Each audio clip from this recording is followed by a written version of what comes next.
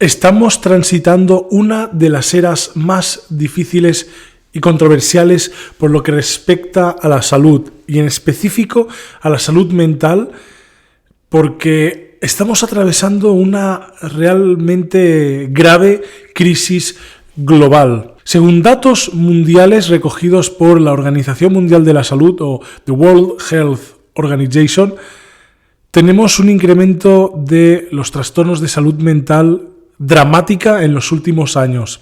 Quédate en este vídeo porque vamos a desmenuzar, vamos a abrir totalmente este cofre de la sombra de la psicología actual y veremos hacia dónde podemos dirigirnos para recuperar la esencia real que hay detrás de todo esto.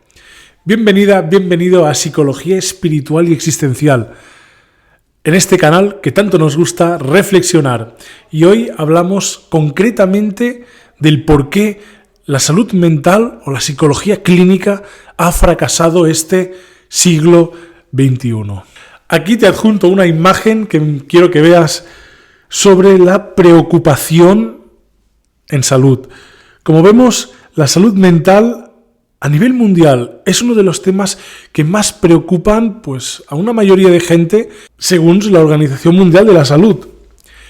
En esta otra imagen que te adjunto podemos ver cómo la prevalencia de trastornos relacionados con la ansiedad, la depresión y el estrés es súper frecuente. O sea, estamos hablando de que en ciertos países hay prácticamente la mitad de la población encuestada en esta encuesta realizada por Statista Consumer Insights, que, por ejemplo, en Estados Unidos tendríamos el 42% de prevalencia de trastornos de la salud mental, Reino Unido 42%, Alemania el 33% en trastornos. Estaríamos hablando prácticamente de la mitad o más de un tercio de la población de ese país, según dice la encuesta. O sea, esta encuesta recoge más de 1.600, entre 1.600 y 10.000 encuestados por país, ¿de acuerdo? Entre julio y junio de 2023 y 2024, o sea, durante un año. España tenemos la friolera de 26%, y ahora concretaremos más con estos datos demográficos porque son espeluznantes. Según la misma Organización Mundial de la Salud, más de 1.000 millones de seres humanos en todo el planeta, de los cuales el 14% son adolescentes, presentan trastornos de la salud mental, y el incremento en los últimos años, desde el 2020, fue del 25%, ¿vale? O sea, es brutal.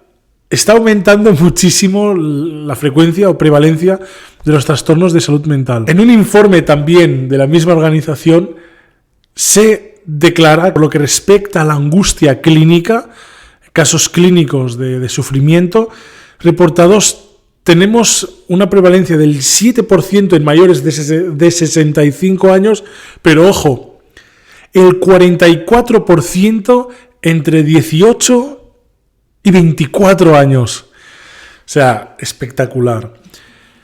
¿Por qué últimamente a nivel mundial toda esta prevalencia de trastornos está bajando en las franjas de la adolescencia? ¿Alguna pista?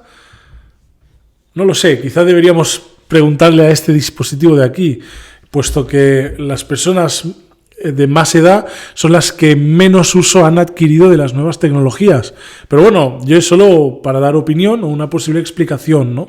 También a esa edad, sobre todo en la adolescencia, hay mucha presión social, cambios biológicos, hormonales, incluso cognitivos, que pueden afectar a tener una experiencia de vida un poco más alterada. Sin irnos más lejos, aquí en España, por los datos del Sistema Nacional de Sanidad, en la base de datos clínicos de atención primaria, recogidos en el 2017 y publicados en diciembre de 2020, tenemos la friolera característica de que el 27,4% de españoles que acuden a estos servicios de sanidad pública presentan un trastorno de salud mental, 27,4%, que tiene una diferencia un poco sutil, depende del género. estamos hablando del 30,2% de prevalencia en mujeres y el 24,4% en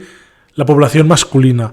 Esto significa que las mujeres en tendencia aquí en España son más propensas a sufrir un trastorno mental, pero que se acerca muchísimo a un tercio de la población femenina. Es decir, prácticamente si te reúnes tú y 2 amigas, siendo mujer, en una reunión de 3 mujeres, habría una que muy probablemente esté desarrollando un trastorno de salud mental o ya esté diagnosticada con tal. O sea, espectacular. Y a nivel poblacional general, pues 1 de cada 4 personas. Estaríamos hablando, por ejemplo, de una familia de 4 miembros, pues 1 ya se vería involucrado o relacionado en una situación de trastorno de la salud mental.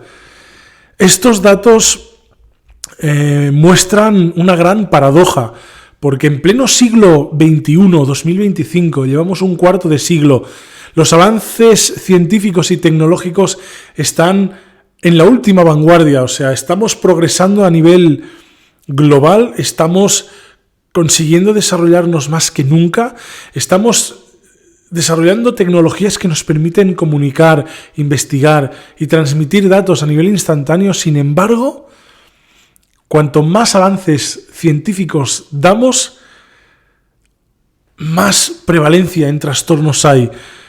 ¿Acaso la sociedad del futuro no es una sociedad donde nos vamos a sentir cada vez mejor, donde vamos a conseguir más libertad progresivamente, sino, ¿y si es una sociedad en donde cada vez somos más esclavos de nuestras emociones y cada vez somos más víctimas de un sufrimiento que se esconde ahí, que está, un sufrimiento que crece, un sufrimiento que entre las sombras se propaga en toda la población mundial de una forma muy silenciosa y de una forma escondida de donde la vista realmente alcanza a ver, porque el ser humano se está enfrentando a una desnaturalización, a un exceso de racionalismo, a un exceso donde cada vez más teorías y más conocimientos arrojan luz y nos revelan de que cada vez estamos peor.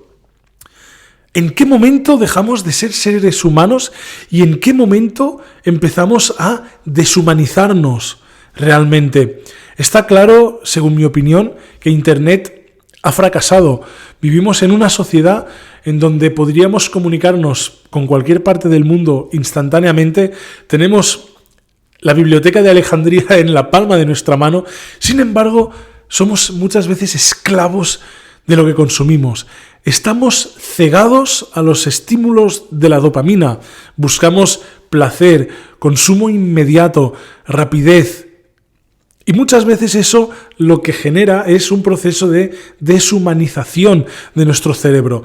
Queremos actuar como aquello que admiramos. Queremos ser infalibles, queremos ser efectivos, queremos ser rápidos, queremos potenciar al máximo nuestro rendimiento. Sin embargo, estamos sacrificando el factor humano de aprender del error, de contemplar el ritmo de la naturaleza, de apreciar realmente lo que significa un vínculo positivo con nuestro entorno.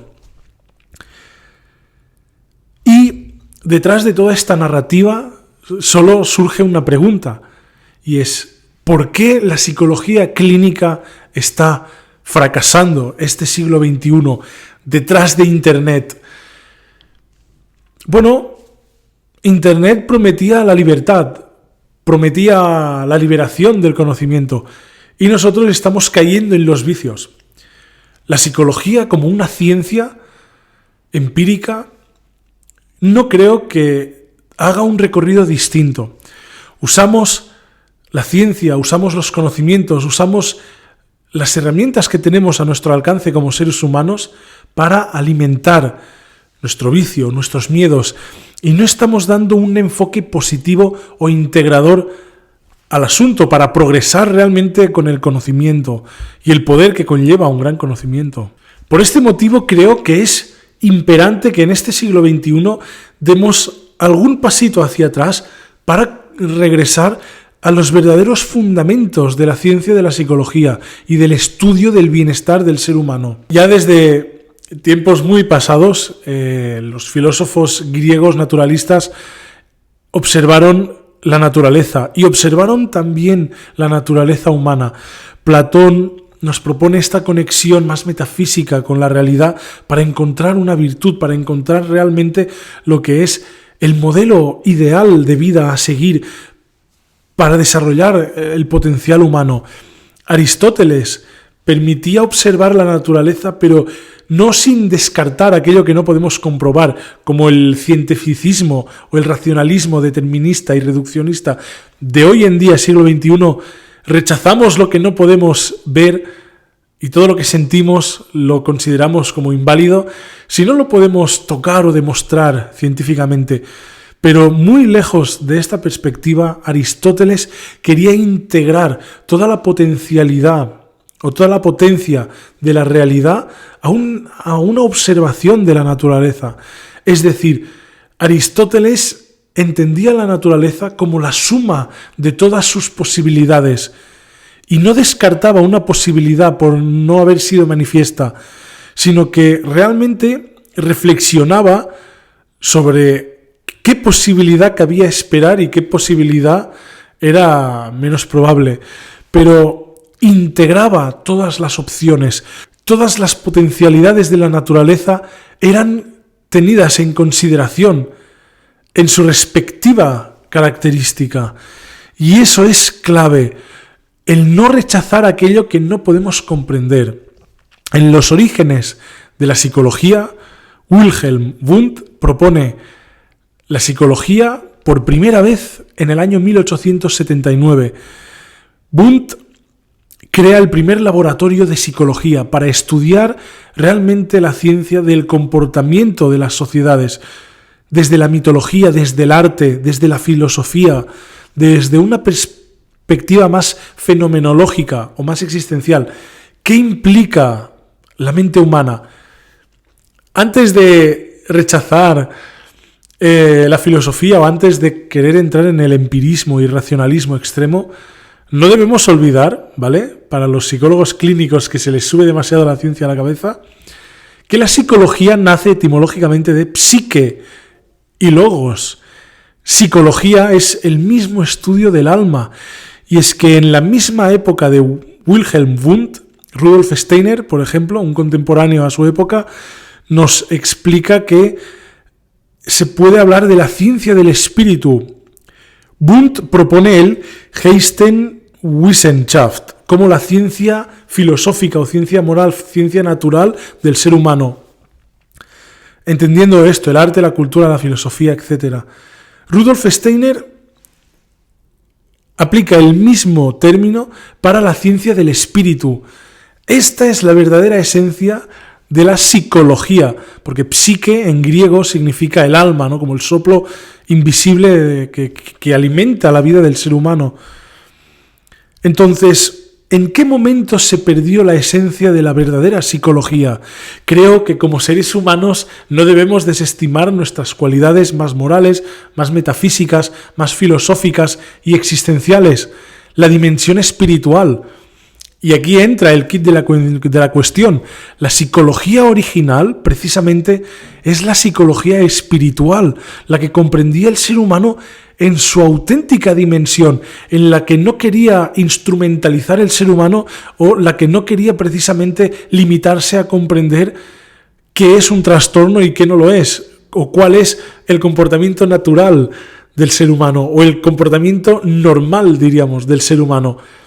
Nada es normal en el ser humano, porque cada persona es única en su posición, en sus circunstancias. Entonces, ¿en qué momento hemos dejado de ser humanos y en qué momento hemos empezado a deshumanizarnos?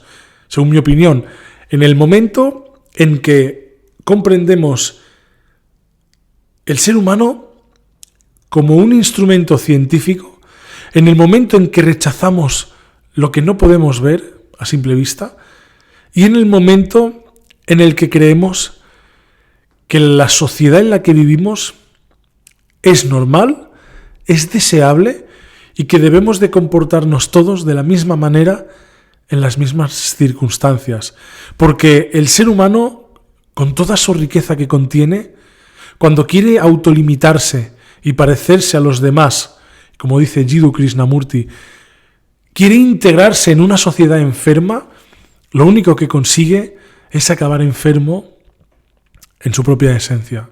Y es por eso que hacemos, o que propongo en este vídeo, una reflexión para poder viajar a los verdaderos orígenes de la psicología, desde la perspectiva de Wilhelm Wundt. La verdadera psicología, el estudio o la ciencia del espíritu. ¿Tú qué opinas? Me encantaría saber cuál es tu opinión. En comentarios, déjame un comentario y comparte este vídeo a quien le pueda interesar esta reflexión y nos vemos pronto en Psicología Espiritual y Existencial. Un abrazo.